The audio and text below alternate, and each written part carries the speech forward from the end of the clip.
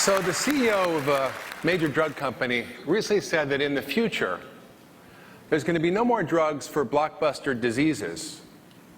There's only going to be drugs for blockbuster mechanisms. Now, what did he mean by that? And why did he say that? And Danny Hillis hinted at it when he talked about the water leak. And the reason he said there's going to be no more drugs for blockbuster diseases is because diseases don't actually exist. Well, they don't exactly exist in the way we think of them. You know, just like we think the world is flat when we look out there, we think diseases are real because they seem to appear, but they're actually downstream effects or symptoms from some upstream mechanism. Now, many people say, what kind of doctor are you? What do you do? I say, I practice functional medicine. They go, what's that? I say, well, it's the opposite of dysfunctional medicine. And I'm sure some of you probably have experienced that. Functional medicine is a map. It's a GPS system. It's actually a way of navigating through the landscape of illness through mechanisms, not diseases, through patterns that Jay was talking about, through understanding the connections and the patterns that are present in our whole system. It's actually personalized medicine. It's systems medicine. It's the medicine of connectivity. It's the medicine that connects the dots between all the things that are going wrong in our biology. It's the medicine of why. We're very good at naming diseases, at the what in medicine, but we're not very good at asking why. Why does this disease occur? What is the underlying cause? In functional medicine, we're not super specialists, we're super generalists. We understand how everything connects together. It's a very different model. We have to understand the system, not the symptom. In fact, how do we do this in functional medicine? Well, we do it through extensive histories and questionnaires that analyze the data of a person's story. We do it through extensive laboratory testing and functional biomarkers and genomics that give us the clinical decision-making tools we need to navigate the landscape of illness by looking at mechanisms and not diseases. And it's an enormous paradigm shift. I mean, to say that diseases don't exist, to say that the way we think about things isn't exactly the way we thought, to say that the Earth is no longer the center of the universe, that we don't have fixed species, that they evolve. I mean, these are major paradigm shifts. That's where we are in medicine today. And it's a paradigm shift that's actually not something that's going to happen in the future. It's actually happening right now. What I've heard in this conference from Danny Hillis and Anna Barker and many others is that we have to look at the whole system. That there's some point in the future when we'll be able to diagnose people based on the dynamic interactions that are giving play to give rise to the symptoms or the diseases that we see clinically. But we don't have to wait for the future. The future is here. And it's a model, it's a practical application, it's comprehensive, and it applies the latest systems biology in a method that can be taught, and it's scalable, it's doable. And it's called functional medicine. Now, I know about this because I was sick. I was chronically sick. This is me 15 years ago. And I know many of you out there probably have some complaints or chronic illnesses, and maybe somebody in your family does, or someone close to you who you love. This is about your story. It's about my story. 15 years ago, I was very healthy, actually. I worked as a family doctor in Idaho. I did hundreds of deliveries. I ran the ER. I stayed up many nights. And then I went to China and lived there for a year and worked very hard. And I was breathing the coal-soaked air, which was full of mercury, for a year. And then I went to work in an inner-city ER for a couple of years.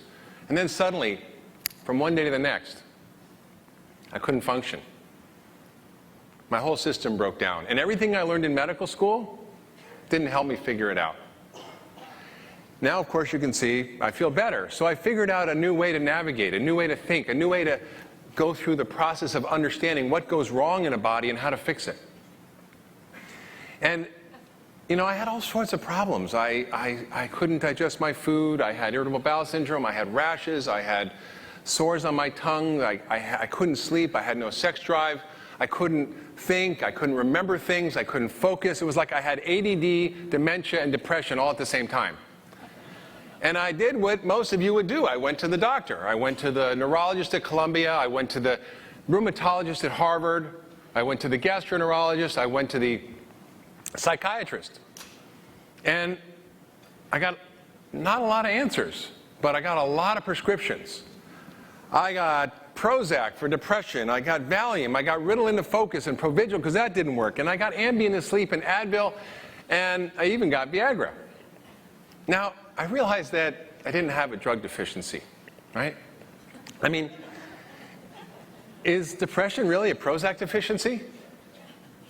Is low sex drive a Viagra deficiency? Is ADD a Ritalin deficiency? Or for that matter, is high cholesterol a Lipitor deficiency? These are not drug deficiencies. These are imbalances in the basic biological systems, in the network of our biology. Disturbances in the patterns that give rise to what we call disease.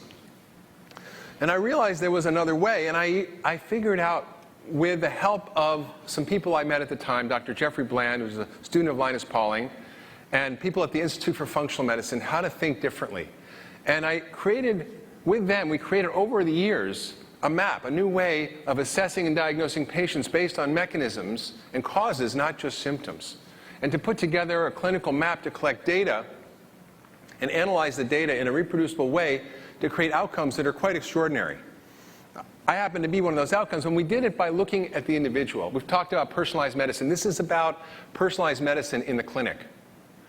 I looked at my own genome. I looked at my own life. I looked at the effect of my environment and my stresses and the toxins that I was exposed to, and how those disturbances led to imbalances in the basic network of my biological systems. And those imbalances are what led to the signs and symptoms we call disease. But most of us as doctors, we just hang out in that outer rim. We don't think about the underlying causes. We just want to know what the name of your disease is and what drug we should use. But instead, I wanted to think about the underlying causes, and with functional medicine, we have a different map, and the map is focused on the underlying triggers. You saw this in Anna Barker's talk. She talked about the insults that drive cancer. This is exactly the same insults that drive all disease: toxins, microbes, allergens, our nutrition, stress, both physical and psychological stresses. And those in turn affect our genes. They wash over our DNA and create our phenotype by changing our gene expression. That's what you heard from Danny Hillis today. And those changes in gene expression lead to imbalances in our system. So instead of diseases, where I hang out is in these systems. That's what I do every day. That's what doctors who practice functional medicine do every day. They look at the imbalances in the basic systems. And this was the map that I used to recover. This was the map of my own illness. I'm at the center, and this is patient-centered medicine. I mean, it's not just patient-centered in the psychological sense or the social or cultural sense. It's patient-centered in the molecular sense. And what I realized was that I had certain SNPs, glutathione SNPs, methylation SNPs, that prevented me from detoxifying all the mercury that I breathed in China. I had stress from working in the ER and disrupting my circadian rhythms. And then one day I went to Maine on a summer vacation with my kids, and I got a parasite from the lake. And suddenly my whole system broke down. I went from riding my bike 100 miles a day to not being able to walk up the stairs. And I realized that at that moment my whole system collapsed. My digestion broke down. My immune system went crazy. I started developing allergies where I never had allergies. I had developed autoimmune antibodies against my own tissue. I was unable to detoxify. My mercury levels were very high. My liver functions were high. I developed hormonal dysregulation, adrenal problems, circadian rhythm disruption. And I also had trouble with my mitochondria, which are the basic units of energy production in our cells. And I couldn't produce energy anymore. And that affected my whole system. In fact, the loss of energy, the ultimate loss of energy, is death, right? And aging is a process of mitochondrial dysfunction. You've heard it here many times at this conference. And I developed high muscle enzymes, indicating my muscles were breaking down. I developed problems with my mitochondria that I diagnosed through looking at my oxidative metabolism through Krebs cycle analysis in the urine. So through this map, and through understanding these nodes in the network of my biology, I was able to put together a different story about how I got sick and how to get well. And it wasn't by trying to name all the diseases I had. It was by understanding the underlying causes in these nodes, the hormonal dysfunction, the immune dysfunction, the neurotransmitter dysfunctions that happen, changes in my detoxification system, in my digestive system. And this is what led to the problems. And I used various kinds of diagnostics, like SNP testing. I used tests that looked at my heavy metal burden, which was extraordinarily high. I looked at my gut function and inflammation in my intestinal lining, and we heard about the microbiome at this conference. It's one of the most important things, that determinants of health, and it's why so many of us in the West are sick with chronic illness. And I saw what was happening in my mitochondria. Now, these aren't diseases. These are just imbalances that I discovered, some of which were the effects and some of them were the causes. For example, mercury is a cause, and it created a whole downstream series of effects. And this is what I do. This is what functional medicine is. This is the map that we all use to think about disease in a different way. So when I got to see all these doctors, I got a whole lot of labels and names and diagnoses, a whole lot of what, but not a whole lot of why, right? So functional medicine is a way of understanding what's happening. You know, it wasn't just me. I know a lot of you out there suffer from chronic complaints, and your family members, and so does everybody in America and the globe. 1 in 2 will die from heart disease. 3/4 of us are overweight. 1 in 3 people born today will have diabetes. 1 in 5 kids today have some type of mood or behavioral disorder. 1 in 10 of you in this room, or us, I guess I'm included, will have dementia by the time we're 65. So look around. Last week I went to lunch with General Jack Keane, extraordinary man. He told me something shocking. He said that 70% of the military recruits who apply for the military are not fit to serve in the military and are turned away.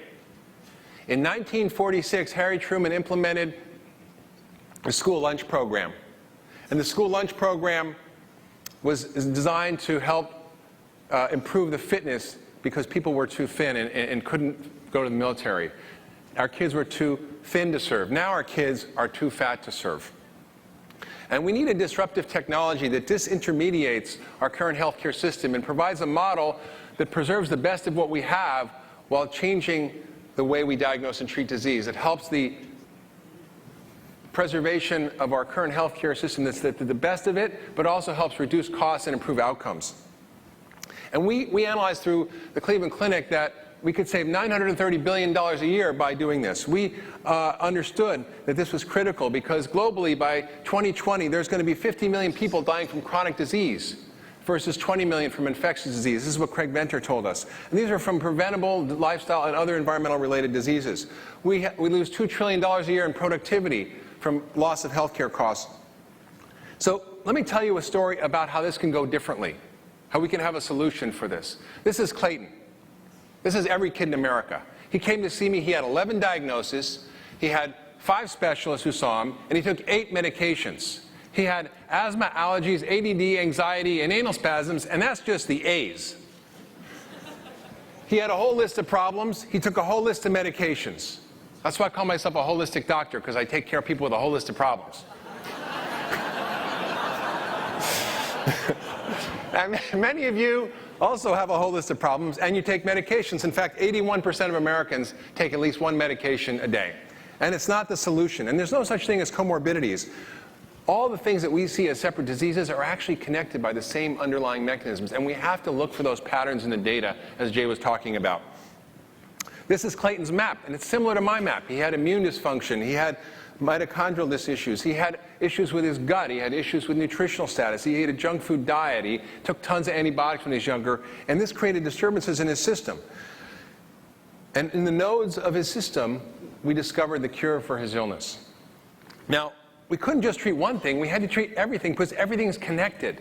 Right? The body's connected. And we often think that if we do one thing, we can fix things. But we have something called the TAC rules in functional medicine. If you're standing on a TAC, it takes a lot of aspirin to make it feel better. And if you're standing on 2 TACs, taking 1 out won't make you 50% better. So you have to deal with everything. And so what did we do?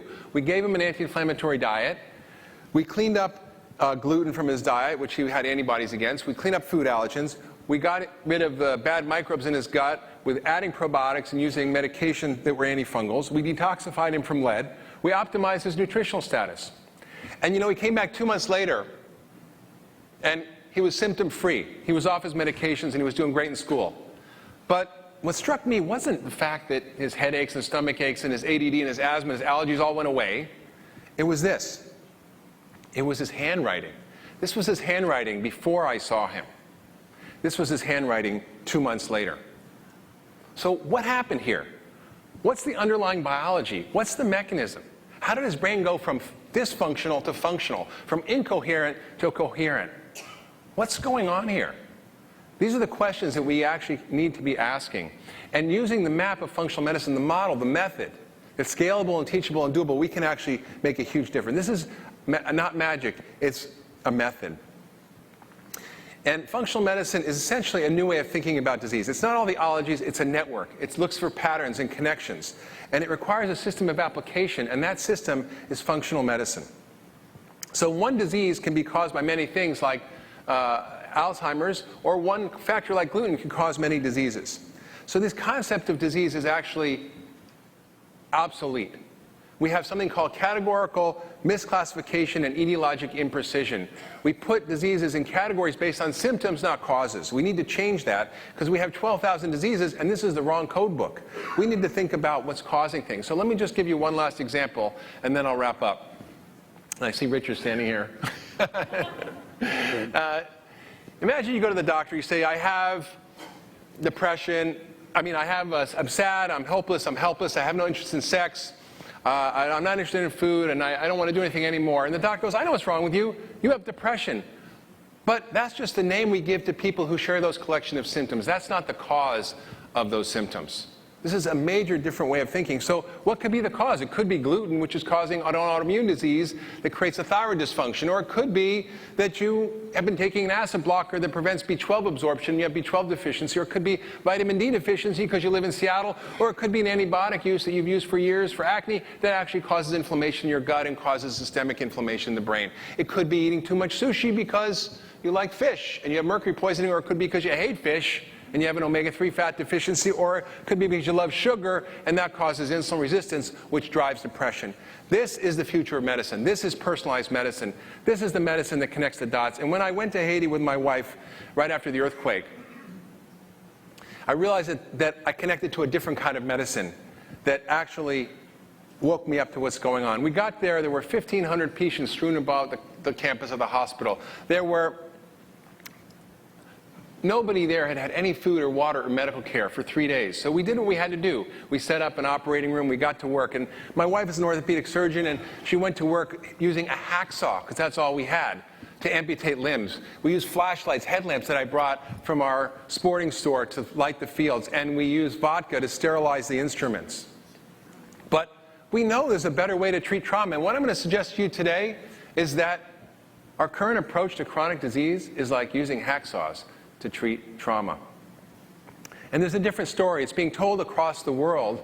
It's not just my story or Clayton's story. It's being practiced in over 40 countries. There's over 31 medical schools and institutions who are exploring functional medicine. There's over 13 residencies that are interested in working in this area. And this is 21st century. So you can take the blue pills, the red pills, the green pills, and go to specialist after specialist when you get sick. Or you can step into 21st century medicine and work to find the causes of disease and the mechanisms and look at the patterns that connect everything together. Come help me do this. Come talk to me. Because functional medicine is a disruptive technology that's going to overthrow the tyranny of the diagnosis. I know we can do this together. You're innovators. Come find me, talk to me. Let's figure out how to do this together. Thank you.